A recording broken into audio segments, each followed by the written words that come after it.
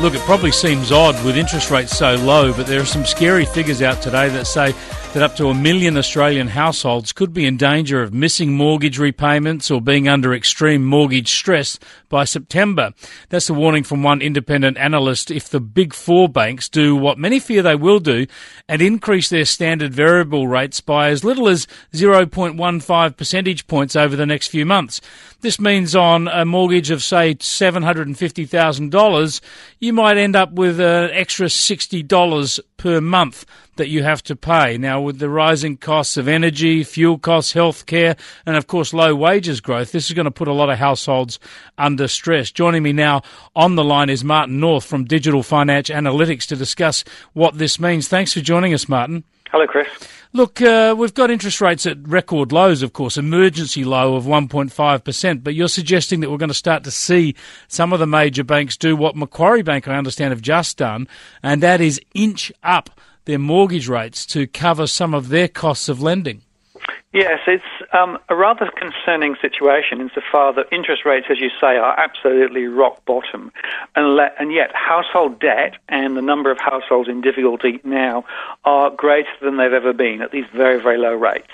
And now what we're seeing is pressure partly because of international funding costs and partly because of the changed investment environment here in Australia from particularly the US, that the funding costs of some of the banks are actually rising. At the moment, they're sitting on these higher costs, so their margins are being chewed away a little.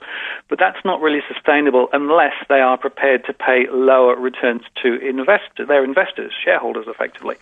So they are a bit caught, and of course, not only are they caught, but potentially households are. So we measure mortgage stress. We've got 975,000 there at the moment, and if that was to go up by the 0.1 or 0.15%, that would take us up to pretty much 1 million households absolutely on the edge with their finances.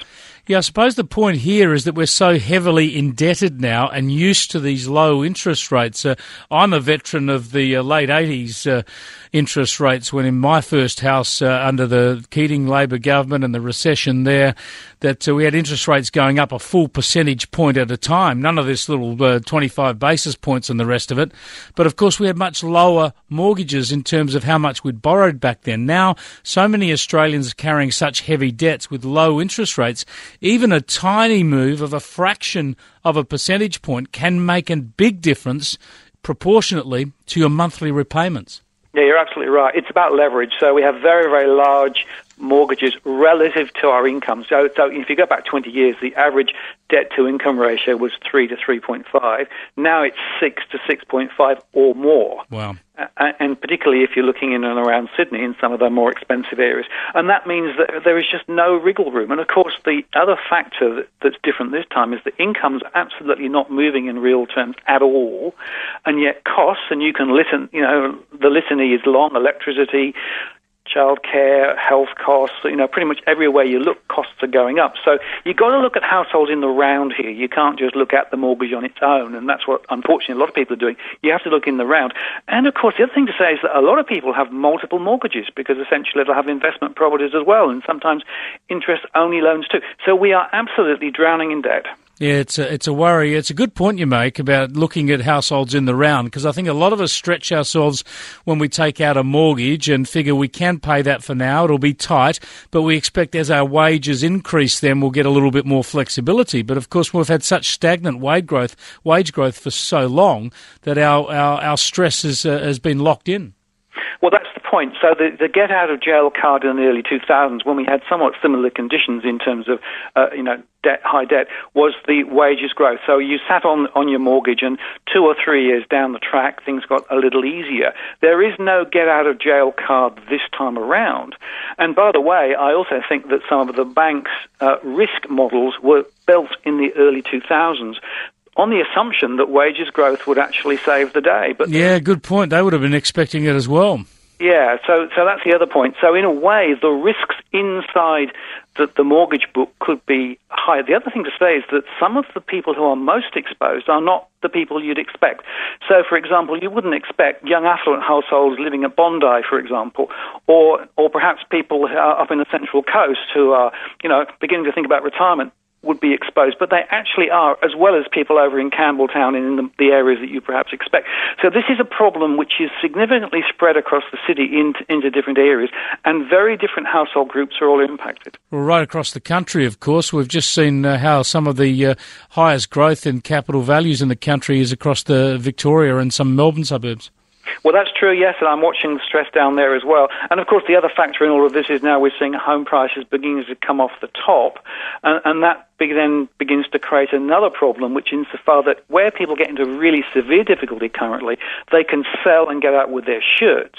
But if prices begin to slide a bit, then you get into this nasty negative equity thing too. So effectively, if you're stuck with a massive mortgage that you can't service and you can't sell the property. So hope we don't get there, but the signs are not good at the moment. So we've got to watch what the US Reserve does with interest rates as much as we do with the Reserve Bank here in Australia. Of course, we've had no official interest rate increase in Australia for almost 2 years, and a lot of people suggest it's some time off. But of course, when it comes to the bank's finances, there can be global movements that will impact on them.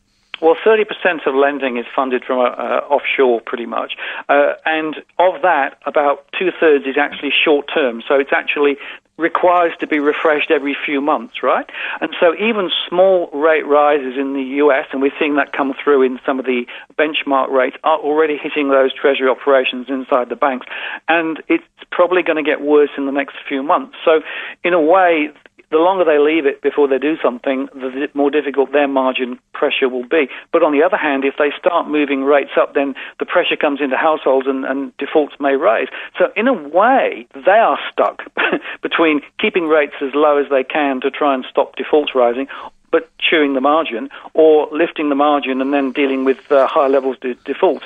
Let's hope they do the right thing by us. Thanks for joining us, Martin. Good to talk to you, thanks. Martin North there from Digital Finance Analytics. A word of warning there about how exposed we are to rate rises, even if the official rate doesn't increase. So always pays to have a look at your own finances and make sure you've got a bit of wriggle room.